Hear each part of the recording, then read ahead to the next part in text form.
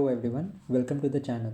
So today we are going to start our next chapter in the series of polity through MCQ series, and these MCQs are directly based on the book M. Laxmikanth.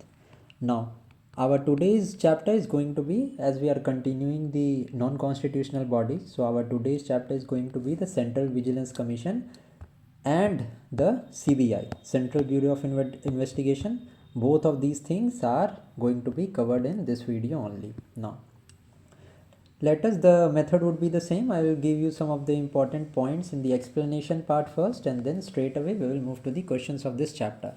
Now what about the Central Vigilance Commission? Now the Central Vigilance Commission is the main agency of the central government for preventing corruption, to prevent the corruption at the central level. Okay, now it was established in the year 1964 by an executive resolution. Now what does it means to be established by an executive resolution? It means that the Central Vigilance Commission, or the CVC, was neither a statutory body. Statutory body is the one that is established by a law of parliament, and a constitutional body is that which is given as per the law or constitution. Now the Central Vigilance Commission, when it was formed in the year 1964, was neither a statutory body nor it was a constitutional body. Okay, it was established by a objective executive resolution, and executive resolution is that which is passed by the cabinet, and straight away the commission was established. Okay, but later in the year 2003, the Central Vigilance Commission was made a statutory body. Now in statutory body, it means that there was a law which was passed by the central government to give the Central Vigilance Commission the statutory status. Okay, so the name of the law that was passed by the central government enacted the statutory status to the Central Vigilance Commission. Okay, now what was this law? This law which was established was also known as whistleblowers resolutions. Okay, now next is about the composition. What about the composition of the Central Vigilance Commission? So it is a multi-member body having a chairman or a chairperson and not more than 2 members. Okay, not more than 2 members or 2 vigilance commissioners.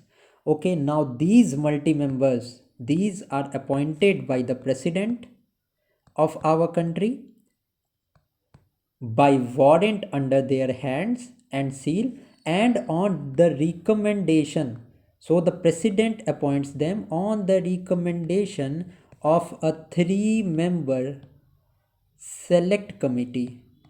And we have already seen in the National Human Rights Commission and the State Human Rights Commission that the president appointed by a select committee. The president appoints the member and the chairman by a select committee consisting of 6 members. But here there is a 3-member committee that selects the chairman and the members of the Central Vigilance Commission. Now these members include the Prime Minister. This selection committee consists of the Prime Minister as the head, then there is the Home Minister, and then there is leader of opposition of the Lok Sabha. Okay, now if I talk about the tenure, so the tenure is 4 years or the 65 years of age, whichever is earlier. So this is the tenure of the members of the CVC. Now if I talk about their removal, so the president can remove the CVC or any of the vigilance commissioner if he or she is an adjudged insolvent, or is of the unsound mind, or has the financial interest somewhere, or is in the paid employment other than that which is given by the central government. So the grounds are same that we have seen in the National Human Rights Commission and the State's Human Rights Commission. Okay, now other than these some of the provisions, there are 2 other provisions under which the president can remove the members and the chairman of the CVC. These are on the grounds of proved misbehavior or incapacity. But to remove to remove the Central Vigilance Commissioner or the other Vigilance Commissioner on these two grounds requires an advice of the Supreme Court. So the President takes the advice of the Supreme Court, and then if the Supreme Court holds an inquiry and it is found that the grounds are true, then the President can remove these members and the chairman on the grounds of proved misbehavior and incapacity. Also, if I talk about the salary, if I talk about the allowances, etc., all of this are similar to that of the chairman of the UPSC. Okay, and the members, if I talk about the salary and allowances of the members of the Vigilance Commissioner, that is similar to the members of the UPSC. Okay, now if I talk about the organization, so the Central Vigilance Commission has its own secretariat. One wing is Chief Technical Examiners Wing, and the second wing is the Commissioner for Departmental Inquiries. Now if I talk about the Chief Technical Examiners Wing, so it constitutes the technical wing of the CVC. It is a technical wing, and it consists of the chief engineer and the supporting engineering staff. The main function of this Chief Technical Examiners Wing is the technical audit of the construction of the works of the government.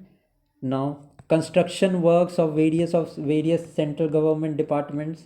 Now these also helps in extension of assistance to the CBI in investigation that involves the technical manner. So as the name suggests, all of the technical matters regarding construction, etc., all of these is being tackled by the Chief Technical Examiners Wing. Now if I talk about the commissioners for the departmental inquiries, now it helps the inquiries that are initiated against the public servants. Now in a whole, if I talk about the functions, so any of the references or inquiry or investigation that is initiated or that is to be conducted, if the reference is made by the central government, is held by the Central Vigilance Commission. Okay, the second one is any of the thing that is mentioned under the Prevention of Corruption Act of 1988, any of the public servants, etc., all of these comes under the public servant officer. The public officers come under the purview of the Central Vigilance Commission. If I talk about the jurisdiction, so the all members of the All India Service, that is the IAS, IPS and IFS, all the officers in the Central All India Services are under its purview. Also the officer of rank of scale 5 and above in the public sector banks, these are also under the purview. Then the officers of grade D and above in the Reserve Bank of India, the National Agricultural Bank for Agricultural Development, then NABARD, then there is SIDBI, all of the group D and above members, officers of the RBI, NABARD and SIDBI also comes under this. So these are some of the jurisdiction aspect of the Central Vigilance Commission, and it extends to many of the officers. Okay, you just need to know कि किनसे related होता है. That is why I am not giving you the list of 8 to 10 members that are working. Okay. Now if I talk about the working, the headquarters of the Central Vigilance Commission is situated in Delhi, and the CVC has all the powers of a civil courts, and the proceedings of the CVC have a judicial character. Okay, it has a judicial character. Now let's straight away move to the question and let's solve the question. Now the first is, the Central Vigilance Commission was set up by an act of parliament. Now you can, if you want to try this question, you can just pause the video and try. Now the first statement is absolutely wrong, because I have already told you this was established in the year 1964 by a resolution of the government.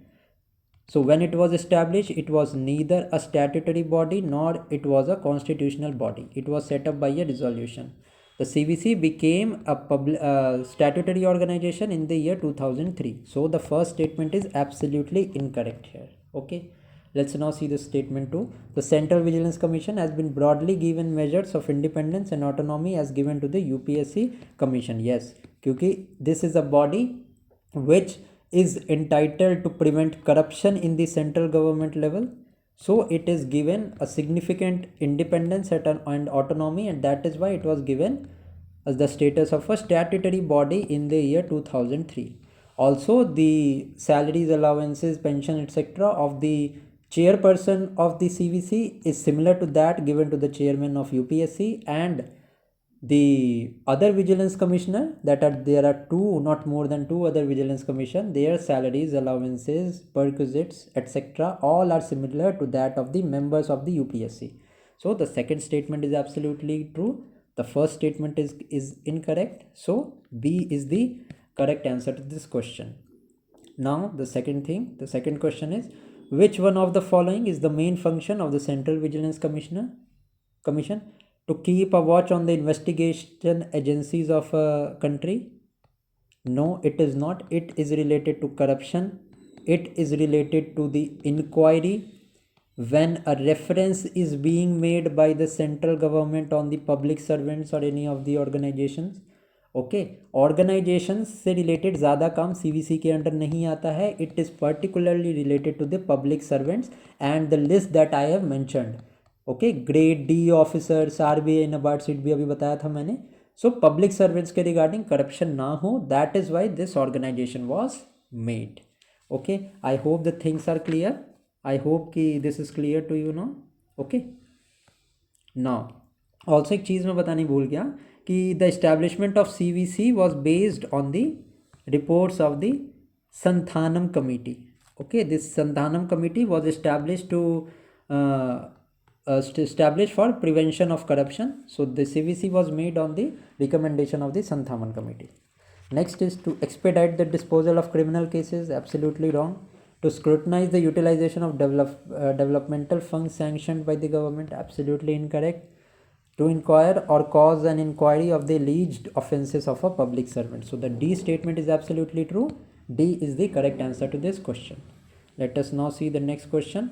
The Central Vigilance Commission was established on the recommendation of, just I have already told you now, it was established on recommendation of Committee on Prevention of Corruption, and who was the head? It was Santhanam Committee.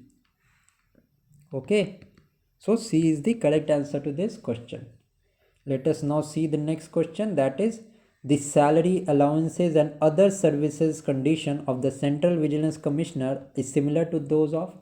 Now in the explanation part, I have already told you that the salary allowances of the Central Vigilance Commissioner is similar to that of the chairman of the UPSC, and the salary allowances and other service condition of other vigilance commissioner is similar to that of the members of UPSC. So chairman is similar to the chairman of the UPSC. C is the correct answer.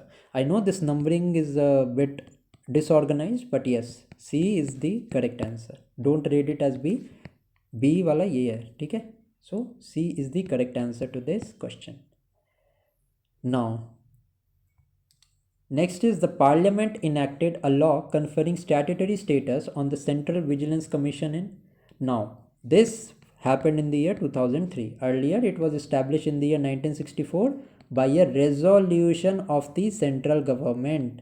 Meaning what? It was neither a statutory body nor it was a constitutional body. It became a statutory body in the year 2003. Okay, so C is the correct answer. Let's now see the next question, that is the Central Vigilance Commission presents its annual report. Now all the recommendations that are being given, all the reports that are given by the Central Vigilance Commission, it's present its report to the President of our country. So B is the correct answer to this question, and then the President in turns reports this report into the each house of Parliament. So this was a fact that I missed in the explanation part. I'm sorry. So it was covered by the MCQ. That is the benefit of the explanation part first and then solving the MCQs. Whichever thing I just mistakenly miss in the explanation part is actually covered in the MCQs. Okay. So the CVC Commission presents its annual report to the President of our country. B is the correct answer. Next is Which of the following institutions have been set up by the government of India to check the misconduct, malpractices, corruption and misdemeanor on the part of the public servants? Okay. So what are these? Central Vigilance Commission. Yes, it was established in which year? So it was established in the year 1964. Special Police Establishment Act, it was also established, and Central Bureau of Investigation, which are given special power, which we are going to cover in this video at a later moment. So these all 1, 3 and 4, these all were institutions that have been set up by the government of India. So 1, 3 and 4 is correct answer. Lokpal and Lokayukt is a different thing that we are going to cover in upcoming lectures. Okay, 1, 3 and 4 is the correct answer to this question. Next is the government of India appointed a committee on the prevention of corruption under the chairmanship of, so the name of the chairman was K. Santhaman. Okay, C is the correct answer. Next is, in which of the following years the Central Vigilance Commission was set up? So it was set up in the year 1964. It is an easy question. Now the next question is, which of the following is not a member of the committee that recommends the appointment of the Central Vigilance Commissioner? Now the Central Vigilance Commissioner is appointed by the President by a warrant under his hand, and there is a 3-member committee that appoints him or her. So this 3-member committee constitutes of Prime Minister as the head, then there is the Home Minister, and then there is Leader of Opposition of the Lok Sabha. Okay, so Speaker of the Lok Sabha here is the odd one out, as the question is asking about not a member. So the D is the correct answer to this question. Okay. Now with this we are done with the Central Vigilance Commissioner chapter, and now we are going to see and solve the questions of the Central Bureau of Investigation, that is CBI. Okay. Now the CBI was set up in the year 1963. It was also set up by the resolution, but this resolution was not of the cabinet but the Ministry of Home Ministry. Okay, now it comes under the Home Ministry. So this is the first point that you need to know, that the CBI comes under the Home Ministry. Okay, later on from Ministry of Home Affairs it was transferred to the Ministry of Personnel. Okay, and now it enjoys the status of an attached office. Okay, now at the later stages the Special Police Establishment, which looks up into the vigilance cases, as a question was there previously, which of the following institutions were established. So there was an Special Police Establishment Act of the year 1941. It was also merged with the CBI. Now the establishment of CBI was also done on the recommendation of K. Santhaman. Okay, and you need to know, till now the CBI is not a statutory body. Till today it was set up by a resolution and it is not a statutory body, but it derives its power from the Delhi Special Police Establishment Act of the year 1946. Okay, now the second point is, you need to know that the CBI is not a statutory body and it derives its power from the Delhi Special Police Establishment Act of 1946. Okay, now what functions that the CBI performs? So CBI is the main investigating agency of the central government. It helps to prevent corruption and helps in maintaining integrity in administration. So I'm writing it fast so that this video gives you actual output. Okay, none of my videos that I've uploaded is very lengthy. The videos I've tried to make is very precise, and I have put lot of efforts in making these videos. So I hope you all will like this series of the Polity through MCQ series. Okay, now if I talk about the motto of the CBI is industry, impartiality and integrity, and all of this. What it does, it is the main body. Its main role is to investigation for the prevention of corruption and maintaining integrity in the department. Now if I talk about the composition of the CBI, so the CBI is headed by the director, and this director is in turn assisted by the special director. Okay, now it has some of the additional directors as well. Now the directors of the CBI which are there has been provided with security of tenure, that is 2 years is their tenure in the CVC Act of 2003. Now who appoints them? So the central government shall appoint the director of the CBI, and who appoints this director? It is on the basis of a 3-member committee in which the PM is the chairperson, leader of opposition is there, and then there is Chief Justice of India. Okay, now what are the functions? Corruption, bribery, misconduct of the central government employees, etc. All of this is the ambit of the CBI. Also there is a CBI Academy that is situated in Ghaziabad for the training purposes. So this was all regarding the explanation part. This chapter is not that important. Just you need to know that 2 points, that the CBI is not a statutory body but derives its power from the Delhi Police Special Establishment Act of the year 1946. Who appoints? So the central government appoints the director, etc. This is all you need to know. Rest all of the information, let us try to cover it in the MCQs. Now the director of the CBI is as an Inspector General of the Police. Delhi Special Police Establishment Act is responsible for the administration of the organization. We have seen it that the CBI derives its power from the Delhi Police Establishment Act of the year 1946. So the statement is true. Next statement is, with the enactment of CVC Act of 2003, the superintendents of the Delhi Special Police Establishment vest with the central government and investigation of offences under the Prevention of Corruption Act, in which the superintendents vest with the Central Vigilance Commission. So we have studied the Central Vigilance Commission. There was an act. It was made a statutory body in the year 2003. So absolutely the first and the second statement is absolutely correct. So C is the right answer. Let us now move to the next question, that is the Central Bureau of Investigation was set up by, so it was set up by the resolution of the Home Ministry. Okay, C is the correct answer. This I have already discussed. Next is the statement 3, question 3. The CBI is a statutory body. I have already told you it is not a statutory body, but it was set up by a resolution of the Home Ministry. So the statement 1 is false, but the statement 2 is true. D is going to be the correct answer. But let us see the statement 2 as well. Statement 2 is, the CBI derives its power from the Delhi Special Police Establishment Act of the year 1946. Yes, this is absolutely correct. So D is going to be the correct answer. Let's now see question number 4. The CBI was set up in the year, so it was set up in the year 1963. 1964 में Central Vigilance Commission or CVC was established. Next is question 5. The Central Bureau of Investigation comes under the administrative control of, so it comes under the administrative control of the Ministry of Personnel. D is the correct answer.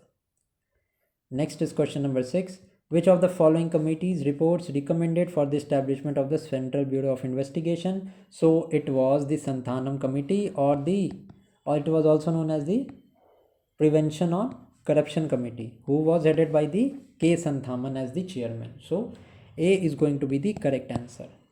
Now let us see the next question, that is question number 7.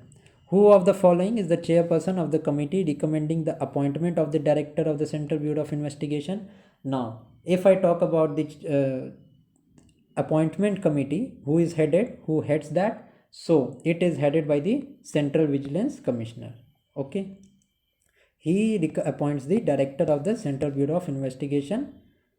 Okay, other than that, 3 members committee is there, which is headed by the PM. Then the second one is the Home Minister, and the third one is the Chief Justice of India. Okay, so D is the correct answer. So with this, we are done with the chapters of the Central Vigilance Commission as well as the CBI. Thank you for watching this video.